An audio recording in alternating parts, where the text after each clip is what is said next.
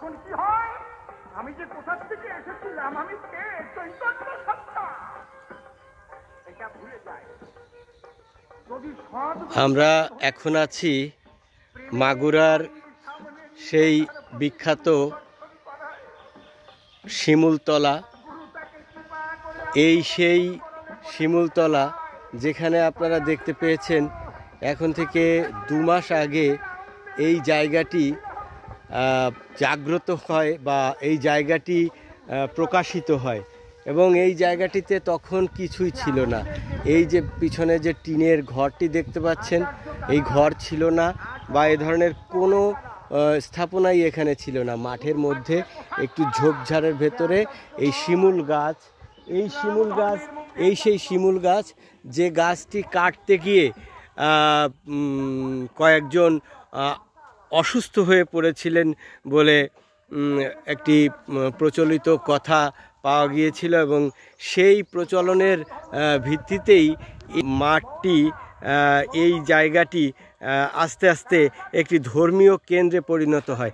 আমি আপনাদেরকে দেখাতে চাই যে কিভাবে একটি প্রচলিত উপকথা বা প্রচলিত কথার পরবর্তীতে এইভাবে একটি ধর্মীয় স্থাপনা তৈরি হতে পারে বা হয়ে ওঠে। এটি আপনারা দেখতে পেয়েছেন গত 2 মাস আগে এই বিষয়টি নিয়ে আমরা সরাসরি নিউজ করেছি এবং অনেকগুলো নিউজ করেছিলাম যে এই জায়গাটিতে কেন এত মানুষ আসছে এবং দেখা যাচ্ছে যে এই কয়েকদিনের মাথায় এই জায়গাটি কিন্তু এখন বেশ প্রচলিত হয়ে উঠেছে এবং এখানকার হিন্দু মুসলিম সব সম্প্রদায়ের মানুষই এই জায়গাটিকে বেশ এখন সমীহ করে এবং এখানে নিয়মিত পূজা পার্বণ শুরু হয়ে গেছে এবং এখানে আমরা দেখতে পাচ্ছি একটি চায়ের দোকানও হয়েছে। তো এই যেখানে চায়ের দোকানের যে মালিক, ওনার সঙ্গে আমরা একটু কথা বলবো। আচ্ছা ভাই, আপনার কি নাম? আমার নাম জিন্না মোল্লা। জিন্না মোল্লা। আপনার বাড়ি কোন গ্রামে? আমার বাড়ি চন্দন প্রতাপ। আর এইটা কোন গ্রাম? এই চন্দন প্রতাপের ভিতরেই। চন্দন প্রতাপ। এই চন্দন প্রতাপ কি বলে, কোন মাঠ বলে এটাকে? এটা বলে দক্ষিণ মাঠ, শিমুলতলা এবং দোলভিটা। দোলভিটা দক্ষিণ মাঠ। এই মাঠে আসলে এই যে কিছুদিন আগে তো কিছুই ছিল না এখানে, একেবারে ছিল না। সেটা কিভাবে এটা জাগ্রত হলো আপনার 3 মাস 10-15 দিন হয়েছে। গাছ বিক্রি করে ফেলা দেয়, বিক্রি করে ফেলা দেওয়ার পরে গাছ হলো কাটতে আসে 12 সোমবার আসে 4টে লোক গাছ কাটতে আসা পরে আমার এই বিটেটা আমি চাষ করি, এই বিটেটা আমি চাষ করি। তখন আর কি আমার নাতিন বলে, দাদা চলো সিন ওখানে যাই। তা আমি বললাম যে কে? বলে বিটারা গাছ কাটতেছে, চলো দেখে আসি।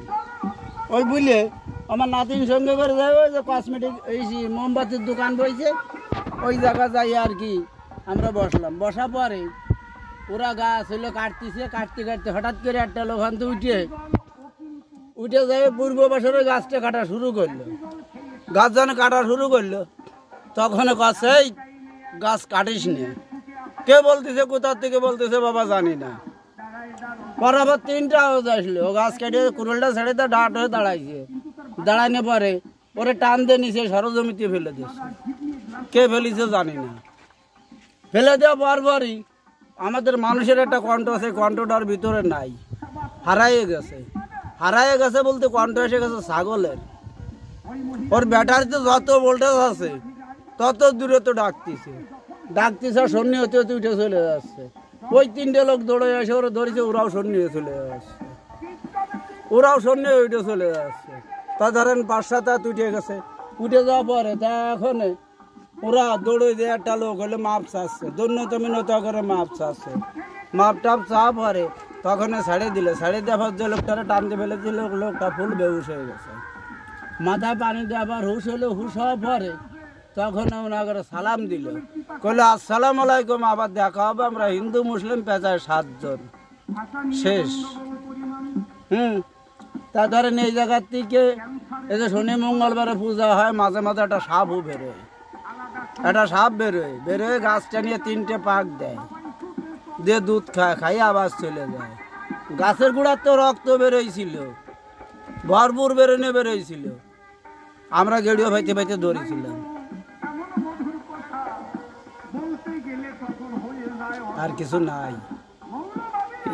এইটা এখন এই জায়গায় কি পরিমাণে লোকজন আসে? লোকজন হয় আজকে ধরেন বারে কিবা শনিবার আজকে ধরেন একটা লোক হবে, সেই হবে। কেমন কেমন পরিমাণে লোক হয় এই জায়গাটায় বলেন তো আপনি, কি এবং কেন এত লোক হয়? এই পূজা দিতে আসে আজকে 4-5 লোক হবে, আজকে 4-5 লোক হবে আজকে পূজা। কখন আসে এই লোক? 11টা থেকে শুরু হবে লোক, এটা 4টে পর্যন্ত একরকম লোক আসবে, আসবে যাবে। এখন এই জায়গায় এইটা কাদের? এই যে এটা মুসলমান সম্পত্তি। এইখানে এই চড়াট করছে কেন? চড়াট করে যায় লোকজন এসে বসে, ওই একটু চা খায় সেজন্য। মানে মূলত এখন আপনার এখানে মোটামুটি চায়ের দোকানও বসে গেছে। আর তার সাথে কি বিক্রি করেন? এই যে বিস্কুট, পাউরুটি এগুলো বিক্রি করেন? আচ্ছা, মেলা আইছে, মেলায় মানে 3-4 লক্ষ লোক হয়েছিল। কবে? দোল পূর্ণিমায় মানে 3-4 লক্ষ লোক হয়েছিল। 1000 দোকানই বসেছিল, তাই মেলা বসে গেছিল। 1000 দোকান। হ্যাঁ, প্রিয় দর্শক, আপনারা যেটা শুনছেন যে আসলে মানুষের ধর্মীয় বিশ্বাস এবং ধর্মীয় বিশ্বাসের ফলে যেভাবে একটি ধর্মীয় উপাসনালয় তৈরি হয়ে ওঠে, সেইটি কিন্তু এটির একটি প্রমাণ। কারণ আমরা মাত্র 3 মাস আগেও এই জায়গাটিতে আমরা যেটা দেখেছি যে এখানে কিছুই ছিল না, শুধু একটি ভিটা মতো, যেখানে কিছু গাছগাছালি, তার মধ্য দিয়ে এই দুইটি শিমুল গাছ, যেটা আপনারা দূরে দেখতে পাচ্ছেন, এই শিমুল গাছ দুটি তখন ছিল এখানকার এই একমাত্র শিমুল গাছ দুটিই ছিল। তো সেই শিমুল গাছকে কেন্দ্র করে এই গাছ নিয়ে যে বিভিন্ন উপকথা তৈরি হলো, যে এই গাছ কাটতে এসে এখানকার মানুষ অসুস্থ হয়ে পড়েছে এবং হিন্দু মুসলিম উভয় সম্প্রদায়ের মানুষই সেখানে অসুস্থ হয়ে পড়েছে। এবং আশপাশের বিভিন্ন গ্রাম থেকে, এই চন্দন প্রতাপের এই আঠারখদা ইউনিয়নের চন্দন প্রতাপ গ্রামের আশপাশে বিভিন্ন জায়গার থেকে মানুষ আসতে শুরু করলো। এবং এই মানুষ তারা কিন্তু এখন দেখা যাচ্ছে আস্তে আস্তে এখানে টিনের 4 চালা হয়েছে, কাজ চলছে। আমরা দেখতে পাচ্ছি যে 4 চালার কাজ চলছে, বিভিন্ন ধরনের ধর্মীয় উপাচার এখানে বিক্রি করা হচ্ছে। এবং আমরা দেখতে পাচ্ছি যে বিভিন্ন ধর্মীয় বিষয়াদি এখানে অলরেডি বেচাকেনা শুরু হয়ে গেছে। এবং এইভাবে ধর্মীয় একটি প্রতিষ্ঠান তৈরি হয়। আমরা কিভাবে একটি ধর্মীয় প্রতিষ্ঠান এখানে বিকাশ লাভ করে সেটা আমরা দেখতে পাচ্ছি। তো মানুষের বিশ্বাস যে এখানে আসলে তারা রোগ মুক্তি হবে। তো কেন এইখানে অনেক লোক আসে? দাদা, আপনি কিসের দোকান করেন এখানে? আপনার নাম কি? রঞ্জিত। হ্যাঁ, রঞ্জিত বিশ্বাস। আচ্ছা, একটু জোরে বলেন। রঞ্জিত বিশ্বাস। হ্যাঁ, কি কারণে এখানে এত মানুষ আসে? এখানে যে গাছটায় ধর্মীয় কিছু দেখা গেছে, তাই এই জন্য মানুষ দেখতে আসে, ধর্মের জন্যই আসে।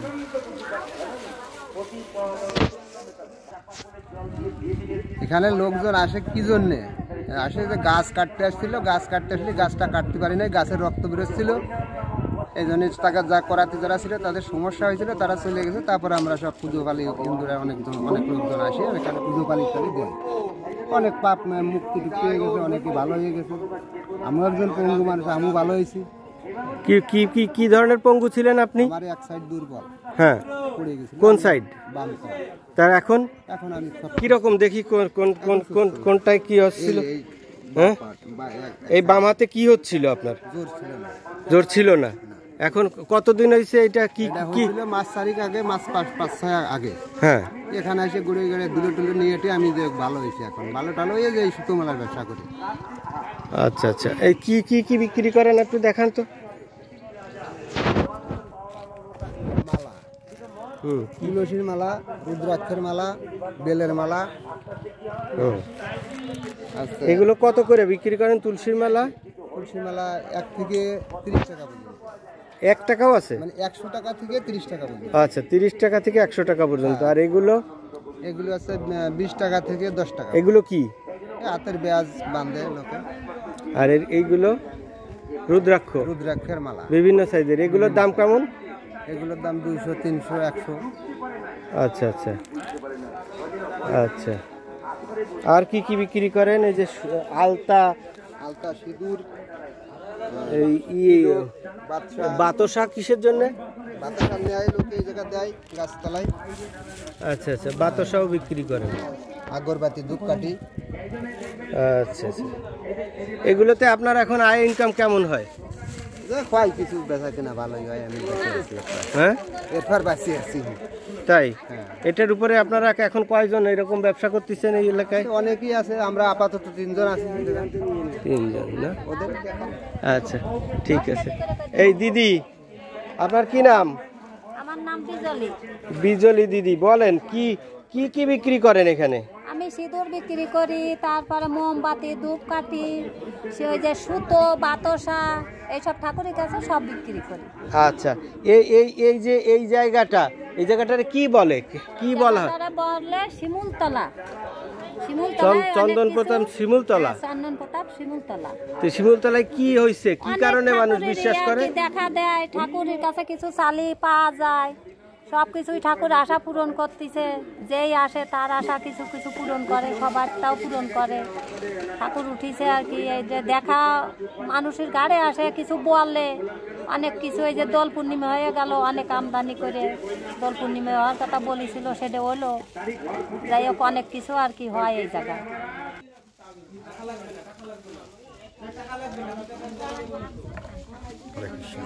এখানে দাদা এইগুলো কখন থেকে কখন পর্যন্ত বিক্রি করেন আপনি? সকাল 10টা 11টা থেকে সন্ধ্যে 6টা। কয়দিন বিক্রি করেন? সপ্তাহে প্রতিদিনই আসেন নাকি? হ্যাঁ, প্রতিদিনই। প্রতিদিনই এখানে লোকজন আসে? হ্যাঁ, প্রতিদিন কম বেশি আসে।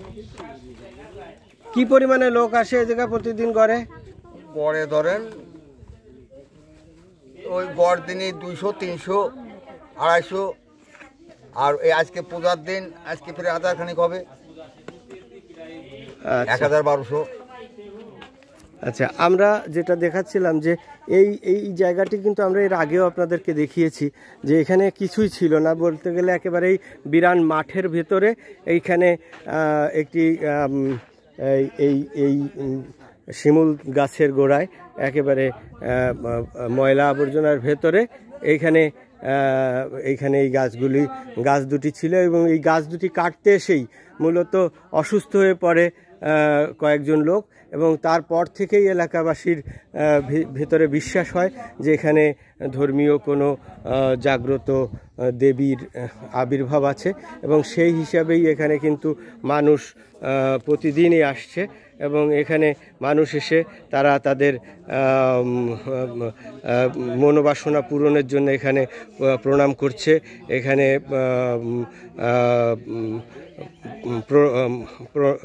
এখানে প্রণামী দিচ্ছে।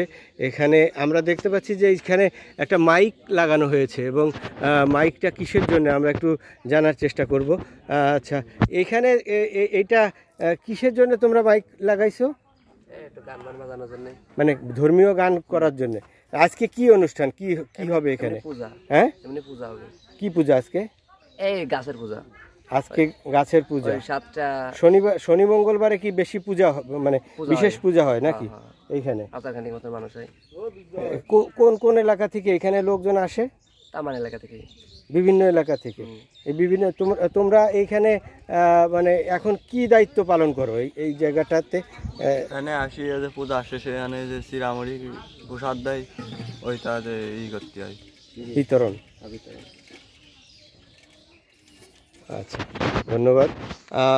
আমরা আপনাদেরকে যেটা দেখিয়েছিলাম এইটি নিয়ে কিন্তু বেশ কিছু টেলিভিশনে ইতিমধ্যে সংবাদ প্রচার হয়েছে, এবং এই যে গাছকে ঘিরে যে একটি পূজা কেন্দ্র হয়ে গেছে, এবং এখানে অনেক মানুষ আসেন, এবং তারা তাদের ধর্মীয় বিভিন্ন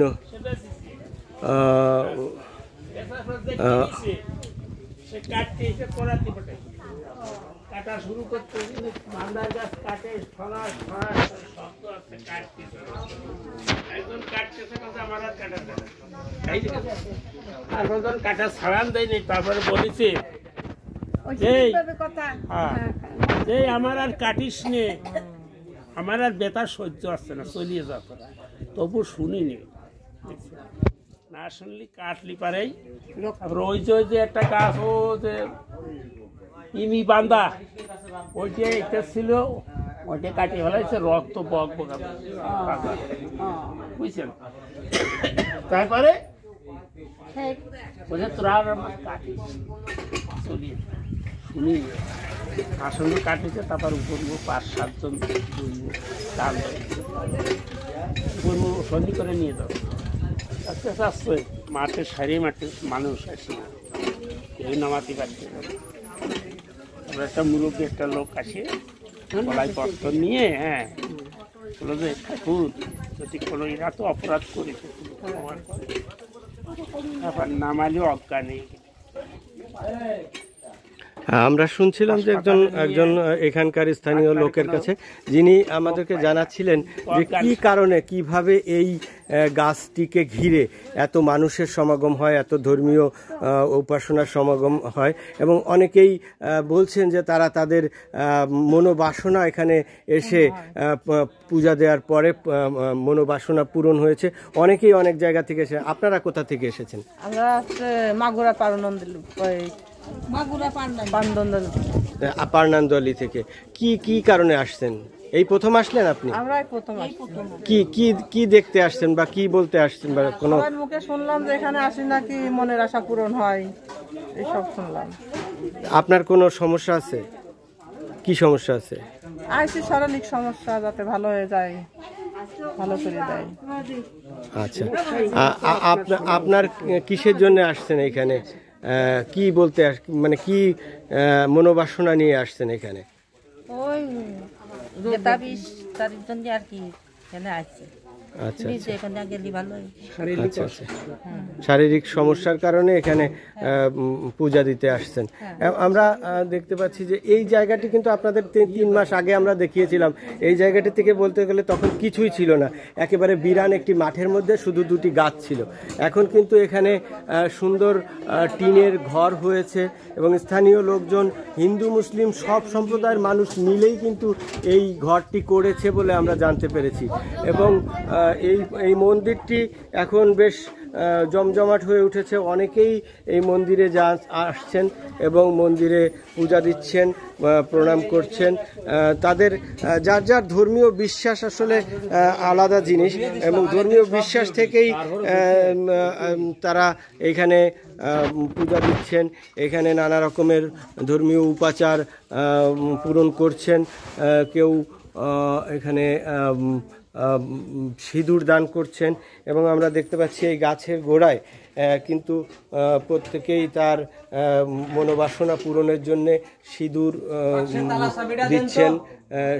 দিচ্ছেন এবং অনেকেই দেখি গাছের গায়ে এভাবে কাপড়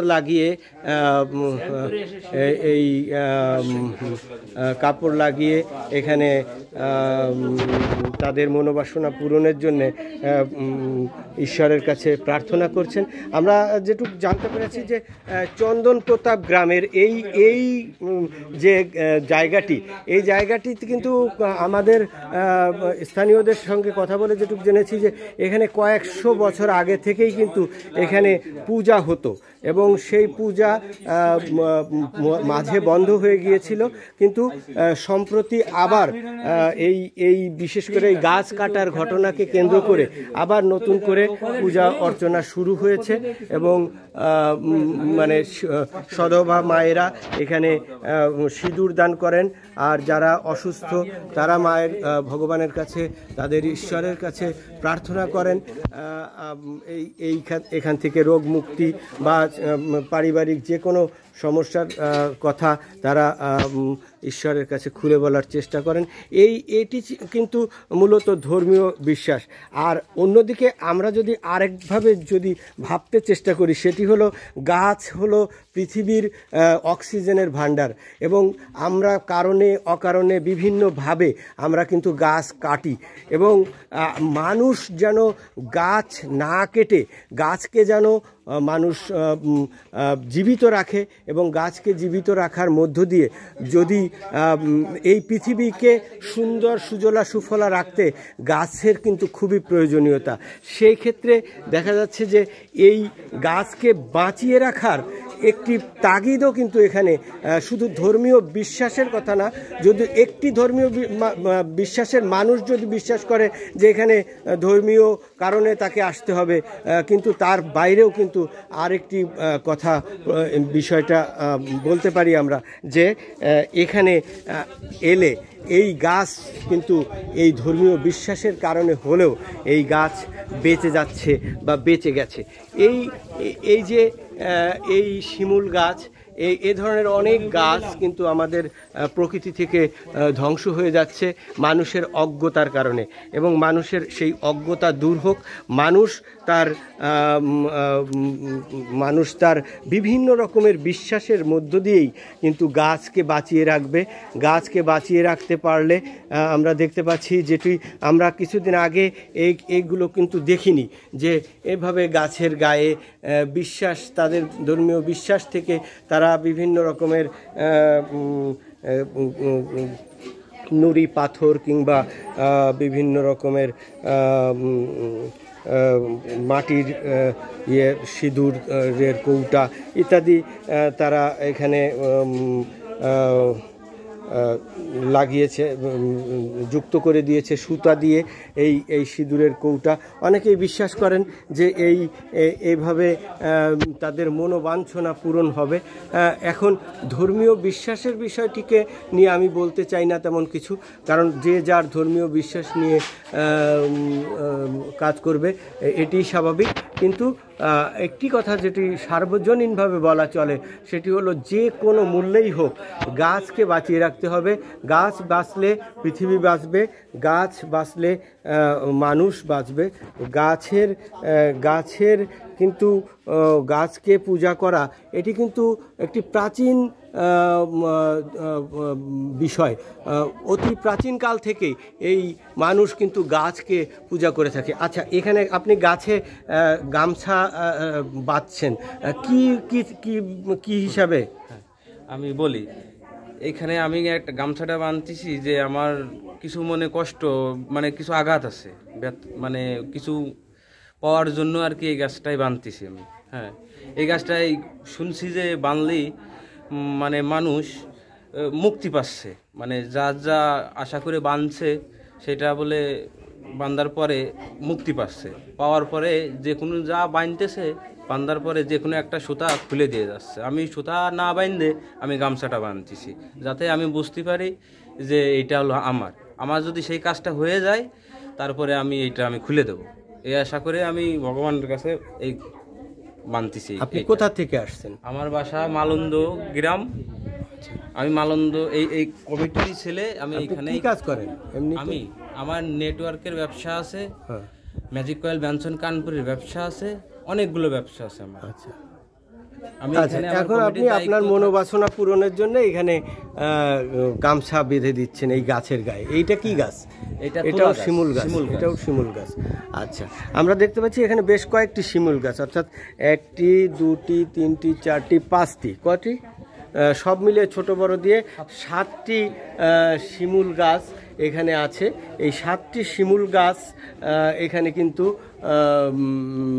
এখানে এখন পূজিত হচ্ছে। এই শিমুল গাছকে ঘিরে ইতিমধ্যে আমরা দেখতে পাচ্ছি যে শনি মঙ্গলবারে ভক্তদের সমাগম হয় এবং প্রচুর ভক্ত এখানে আসেন, তারা পূজা দিচ্ছেন, তারা মিষ্টি দিয়ে এখানে ভগবানের কাছে তাদের মনোবাঞ্ছনা চাচ্ছেন। তারা চাচ্ছেন যে কিভাবে তাদের বিপদ মুক্তি হয়, বিপদ মুক্তির জন্য তারা চেষ্টা চালাচ্ছেন।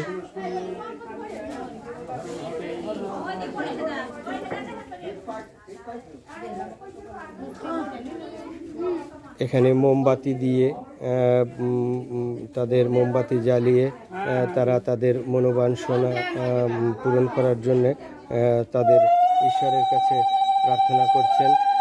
বিভিন্ন ধরনের মানুষ এখানে আসছেন।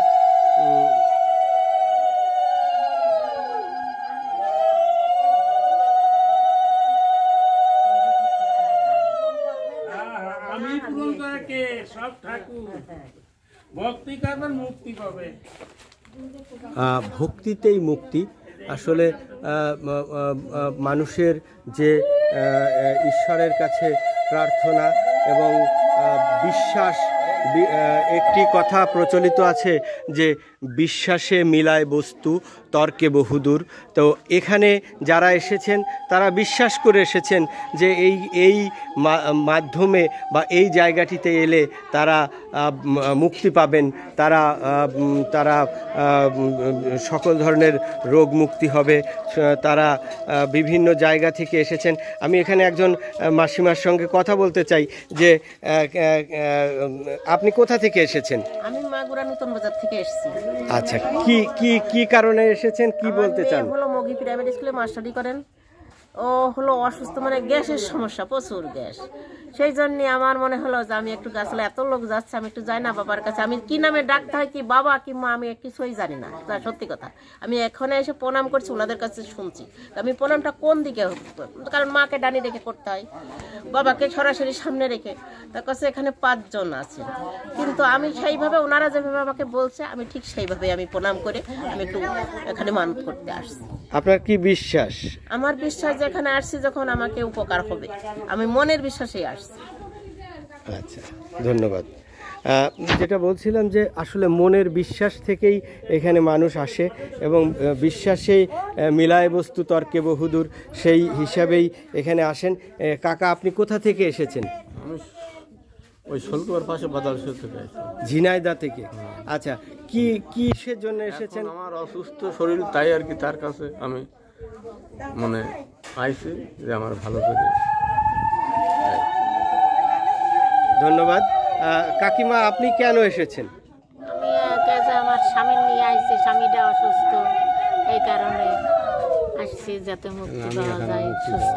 এটা কার কাছে শুনলেন আপনি যে এরকম একটা জায়গা আছে, এখানে এভাবে ধর্মীয় জাগ্রত জায়গা আছে? কার কাছে শুনেছেন আপনি? মানে এই এলাকায় আমার বাপের বাড়ি আছে মালন্দ, তা মালন্দর থেকে শুনিয়ে তাই এখানে আসি। ধন্যবাদ। আসলে যেটি বলছিলাম যে এখানে ছেলে বুড়ো বিভিন্ন বয়সের মানুষ এসেছে এবং তারা তাদের ধর্মীয় বিশ্বাস অনুযায়ী কেউ এখানে ফুল দিচ্ছে, কেউ দুধ দিচ্ছে গাছের গোড়ায়।